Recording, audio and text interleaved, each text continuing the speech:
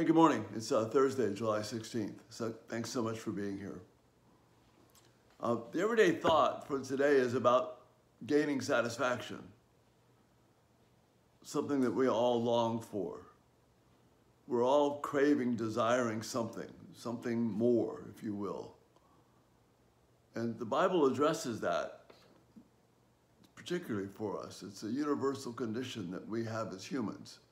We were made to be in rich fellowship and relationship with God that was broken at the fall, and we've been searching for that ever since. And yes, there's a dimension of our sin and ugliness and wrongness in it, but there's also a sense that without that relationship with God, we can't have what we need to really be satisfied as people, because He made us to be in relationship with Him. So Paul tells the Ephesians that we all used to live in that way and following those people who were disobedient by nature and challenged God at every turn. And he says all of us also lived among them at one time, gratifying the cravings of our flesh and following its desires and thoughts. Like the rest, we were by nature objects of wrath or deserving wrath. So that's the human condition.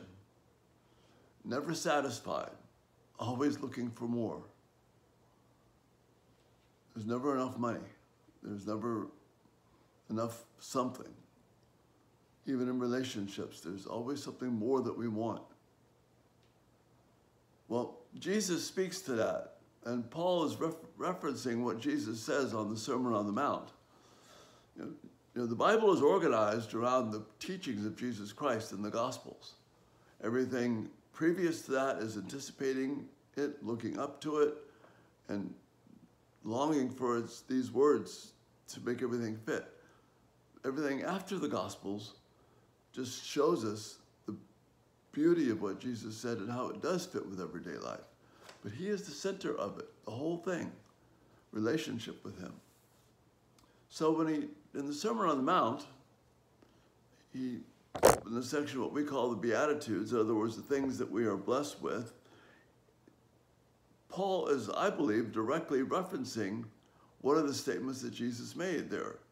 Jesus said, "Blessed are those who hunger and thirst for righteousness, for they will be filled." See, we're born wanting more and more and more. We're looking for something. We're looking for fulfillment. So you can be good at a musical instrument. You can be good at a sport. You can be good at making money. You can be good at having a successful business. But without longing for God,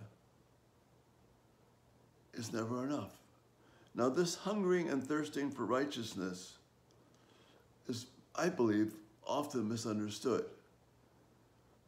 Our minds automatically go hungering and thirsting for obeying the law, hungering and thirsting for getting it all right, hungering and thirsting for, hey, I'm good, I've done it, I've achieved, I've arrived. That's nothing at all what the Bible means. The Bible never gives us those thoughts. Rather, the righteousness is the righteousness of Christ that comes because He gives it to us, not because we earn it, not because we attain to it, but because it signifies our relationship with Him. And that is the one relationship that will never disappoint us. People will disappoint us. People we were close to will disappoint us. The hurt is real. Looking for the beauty of this earth and this planet, it will ultimately disappoint us. But the promise here is you will be filled, you will be satisfied. Your relationship, your desire for relationship will be met in Christ. So hungering and thirsting, craving for righteousness is not about keeping score. It's not about looking at me saying, I got it all right. Look, I checked all the boxes, I'm good. It's longing and thirsting for being close to God,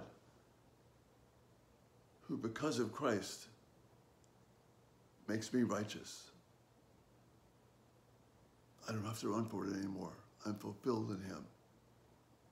That's the promise of the gospel. That's the promise of what God calls us to. See, it's not about, can I do this to be good enough?